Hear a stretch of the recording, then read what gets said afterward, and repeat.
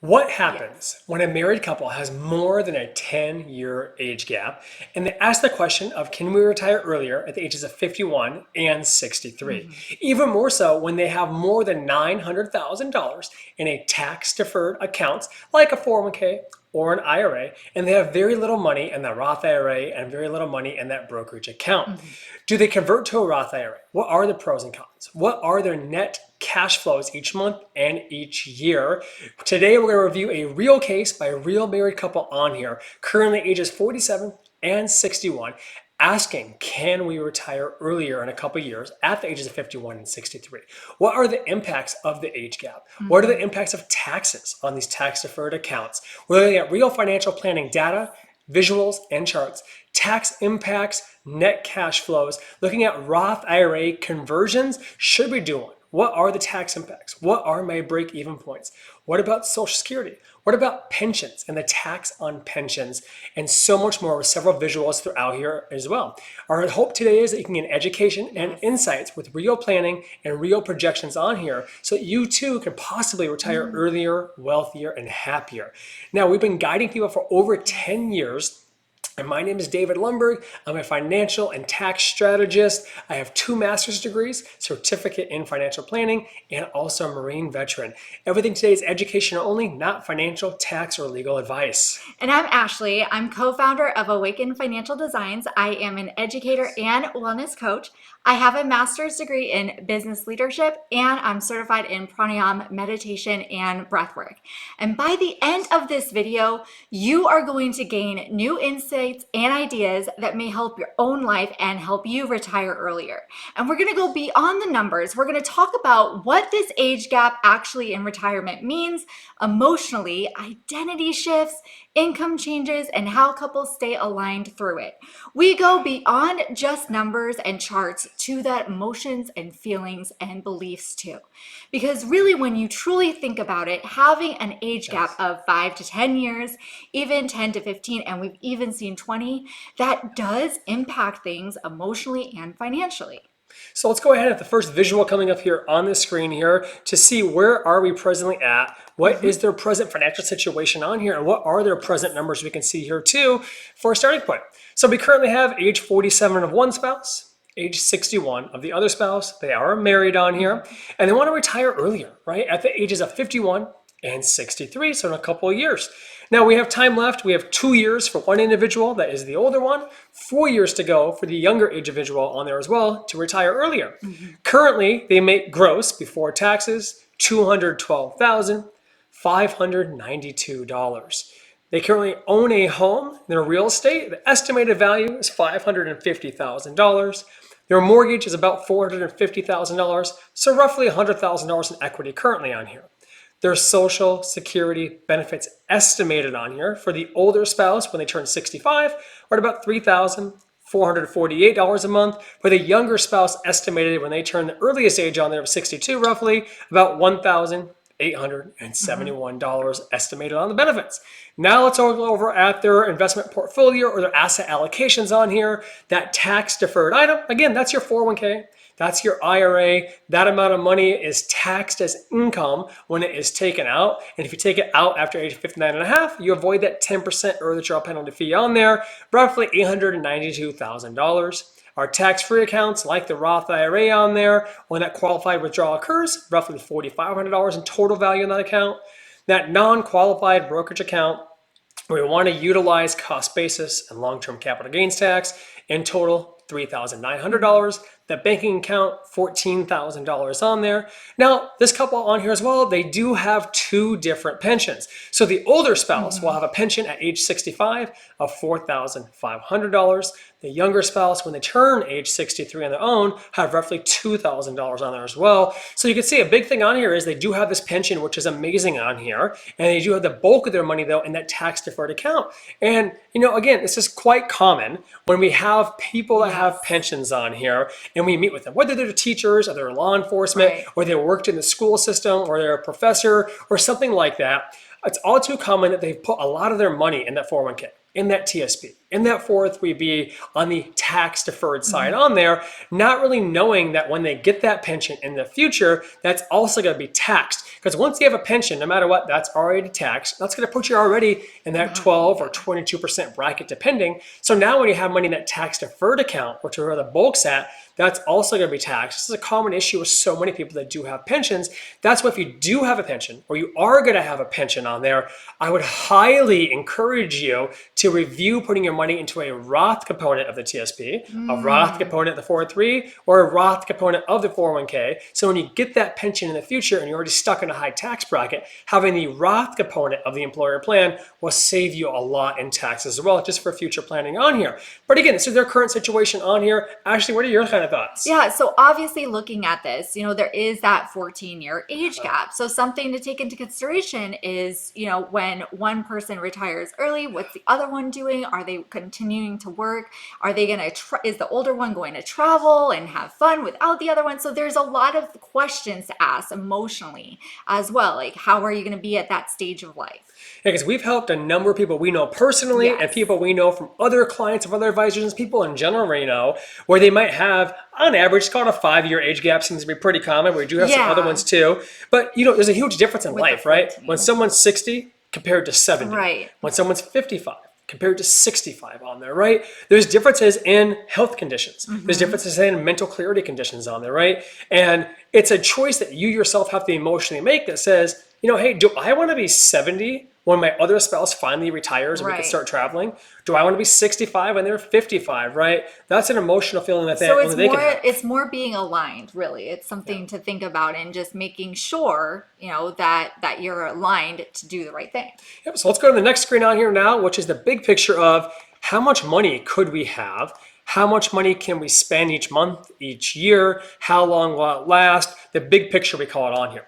So coming up on the screen here, as we can see now on here is at age 63, one spouse fully retires. Now the other spouse would be 49, but they're going to keep working until 51. So again, spouse one, age 63, they're now fully retired. However, the other spouse is 49. They're going to keep working until 51 years old. Now, you can see in the big screen coming up here, we do have in the top right-hand corner a little red box showing the year of 2028. So you can see this is in the future on here too.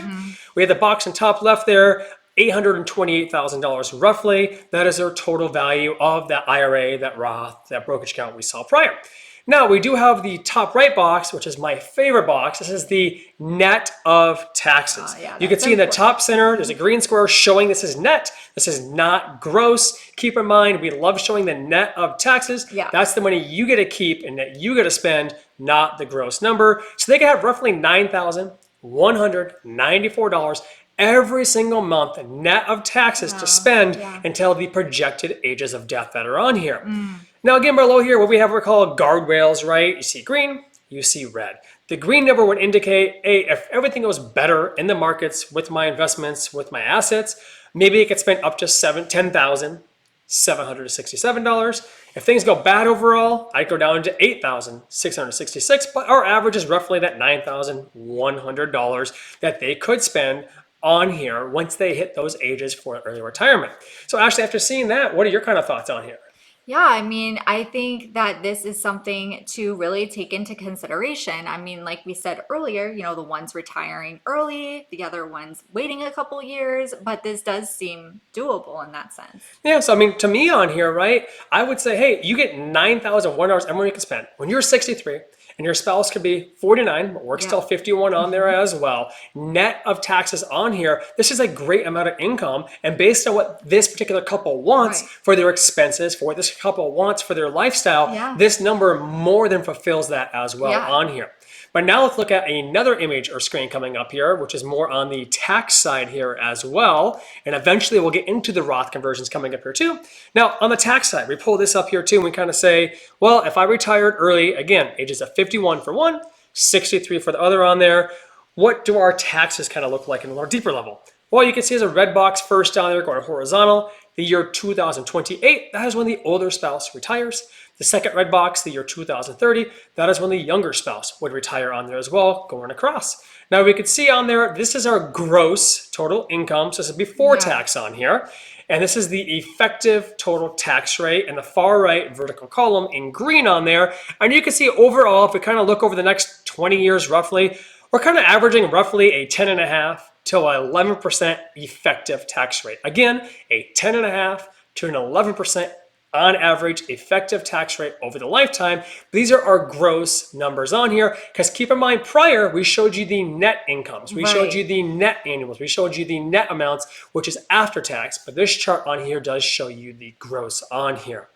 Now we're going to move on to the next chart, which is everyone's big topic is, what about Roth IRA conversions? Yes. Do I do a Roth IRA conversion? When do I do it? How much? What are the impacts? And so much more on here. Now, before I pull it up here, maybe like an explanation for you, is that keep in mind, when you convert money from an IRA or a 401k, TSP, or 403b, as an example, it's tax deferred. You convert that money now into a Roth component of that. The money you convert is taxed as income in that given year. So if you converted $50,000 in this given year, that $50,000 is taxed as income in this current year. It's now put in that Roth account as after tax money, but you have to be aware of the 5-year rule as well with that Roth IRA account. So we're going to go ahead now and look at it and say, hey, for this particular couple, does doing a Roth IRA conversion make sense? What are the break-even points? How is this all working overall for them? Now, keep in mind too, with this couple on here, they do have roughly 90% of their money in tax-deferred accounts, and they do have those pensions, which are also taxable. Right. And keep in mind too, that Social Security benefits can also be taxable, and in their situation, they will have a portion of those benefits that are taxed. And keep in mind, for this couple, roughly 85% of their Social Security benefits will become taxed as income. So it's not an 85% tax, it's just 85% of the benefits they receive will get added as taxable income based on the charts on here as well. Now, should we do a Roth IRA conversion on here? Now, you can see on here we have the years on there on the far left, then we have ages kind of in the next, then we have our cumulative taxes, that is the Roth conversion, and the far right, that is the not doing a Roth conversion on here. So we always want to kind of say, what would be the break-even points? Well, in this scenario, we're going to say, let's fill up Roth conversions up to that 22% tax bracket each year until the projected age of death that occurs on here. Now, for a male, it's typically age 85 in a lot of softwares. For a female, it's typically age 92 a lot of times in softwares on here. So we can see on here that if they started doing these conversions in the most optimized way with this tax chart planning software we have on here, they're looking at roughly age 84 is how old one spouse would be, and age 87 before they roughly had a break even on current tax rates on here. So again, if they were to start converting the Roth on here, the green box going across on there, it clearly shows you on here, the far right is the do nothing. The next box to the left is the we started converting on there. But you can see at age 84 and age 70, roughly $456,000 taxes of the Roth, compared to $461,000 not doing a Roth. So we're only at about a $5,000 difference that has occurred on there. Now, keep in mind, this is based on current tax codes, right? So if tax rates got higher in the future, then your break-even point would be even better. If tax rates stayed the same, or it appear like this, if somehow tax rates got lower in the future, then it might not make as much sense either. So it's based on current tax rates on here as well. Now we go down further in the line, there's a red box horizontal going across on here, 2058. Now one spouse has already passed away. The other spouse remains still alive on here, age 79. It's really not until 2058 when one spouse has passed and the other spouse is alive at age 79 until they truly start getting a break even, so to speak. As you can see, the Roth tax conversion, roughly $593,000 in taxes. Not doing it, roughly $653,000 in taxes. Roughly $50,000 tax difference. But again, that's not until one spouse has passed and one is 79 years old. So if we go even further into the system on here, now we go to age 85 in the year 2064. Right, in 2064, Roth IRA conversion now on here, we now look at roughly $677,000 tax, not doing the Roth IRA conversion on there, roughly $822,000 in tax. So let's just take a moment here and come back, but like, let it hit you, like Ashley, what are you thinking there? Well, I love that you brought it up because this is something, just to be aware of, because let's face it, one will end up a widow. So keeping in mind the conscious planning, and really asking yourselves those deep questions, like, can I, be freedom? Like, can I have freedom to do things, without you? And just having those deep conversations, because in reality, somebody's going to end up a widow, and it's just conscious planning, which comes into effect, which is what you're doing there. Yeah, but I mean, really, when you say you're at 2064, and it's only the year 2026 I right now. can't really think about that. Like, that's a longevity right there. It's a long impact. So now let's look at another Roth IRA impact screen. Same situation on here as well coming up. Our legacy impacts, right? So again, this is just kind of showing you that prior chart on there as well. So saying, hey, if we did this Roth IRA conversion up to this 22% bracket and all these other variables that are already put into here and some unknowns as well, assuming that one spouse lives until age 92, That's a great life. and this all goes, according to plan, which we know is not going to happen, right? And this situation, they're saying the net legacy only goes up $34,000. Wow. You can see right below in the far right-hand side, converting to a Roth over the lifetime on there. We got about $2.6 million on there. Never converting to a Roth on there, keeping everything as is, it's still roughly about $2.6 million on there. And so it's in these scenarios we kind of say, again, all these variables keep in line and taxes are right on here. I mean, would I really want to go through all these Roth conversions on here if in the end spouse one passes at 85? Right. I have to live until age 92. And in the end of doing all this, I might save $34,000 in my net planning for myself on there. That's something that I'm like, I know, significant. No, like I'd rather take that and like go travel and live life and all that. Right, but again, it is our role to show you the data, to show you the numbers, to give you the education, to give you our own perspective and our own thoughts. Because me personally, I wouldn't bother doing this on here, but it's up to the individual we deliver this to see how they think and how they feel about this as well with these plans, with the Roth conversions. Now, keep in mind too, right? Let's talk about really quick on the inheritance, right? What happens to that surviving spouse? What happens to your kid or kids on there? Well, keep in mind when you inherit assets or securities. Let's go over the big three. 401k or IRA, tax-deferred items. Let's go over Roth accounts. Let's go over brokerage accounts, right? When you inherit, even as a surviving spouse, or if you're the child that inherits this possibly on here, when you inherit an IRA or a 401k on there, that account becomes an inherited IRA.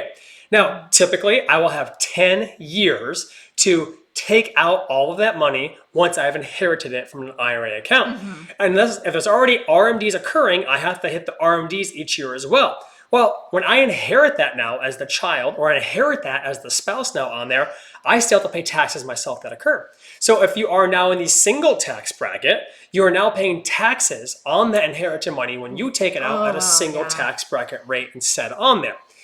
Now again, let's go to the Roth side. When you inherit a Roth IRA, so whether the spouse inherits a Roth or a child inherits a Roth on there, when they inherit that, well, they also typically have 10 years to take that money out, but they don't have a required minimum distribution each year, so they could wait until the end of the 10 years if they wanted to. However, when they take out that money, as long as it's qualified withdrawals of the Roth inherited IRA, the money's tax-free.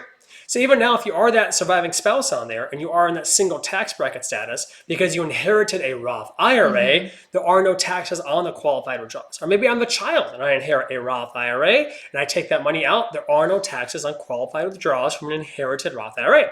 Account number 3 is that brokerage account, that non-qualified account on there, the one that has that short-term and long-term capital gains. This is the account where people totally forget, but you get what's called a step up in basis. So whether you're a surviving spouse or the kids, simply meaning on there, I put $500,000 in the account as my cost basis. The account grew to $1 million, $500,000 gain.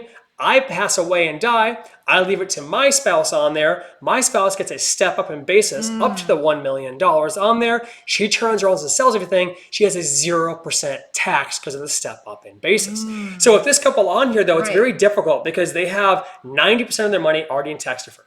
And they both have pensions, that's more tax. And they have Social Security, that is taxes as well. So really in their situation, I really would not do the Roth IRA conversions. And yes, there are going to be taxes on the way out, but paying the taxes now, to me, is so much higher potentially for the negative impacts on there that honestly, just sticking with what they have and inheriting that money by giving them that awareness, giving them that clarity, giving them that understanding. That conscious plan. Is what we can do. I mean, Ashley, what are your thoughts kind of on what we saw here today and kind of how age gap couples can look at things? And yeah, I mean, it just really puts into perspective, right? Like, you don't think about these things, but when you should. So having that conscious planning, like David was showing, and just like really looking at the numbers and looking at the lifestyle changes, because it is going to be a lifestyle change, especially when one spouse is still continuing to work while the other one's not doing their thing. But in reality, it's just looking at that conscious planning and making it about, the emotions and that freedom rather than like the finances. Yep. So if you're someone who's younger, 30s or 40s even, and you're going to have a pension, be aware of the taxes with that included. And maybe someone who's older on here right now and you have a pension, or maybe you don't have a pension at all, but you have a large 401k. You have a large IRA and there is no pension on there. Be aware of those taxes. But the biggest thing is if you have an age gap or you don't have an age gap, think about the quality of life and differences of stages of life. Maybe you're wondering, can we retire? Can one of us retire earlier? Instead of guessing on there, ask questions, be aware, get a plan actually about your own situation. Anything else you want to say before we close out? No, I mean, I think just the biggest thing to think about is just what does retirement look like? If one spouse retires early while the other one works, what does that look like? And then coming together. And remember, if you can, retire earlier, wealthier, and happier. Right, stop.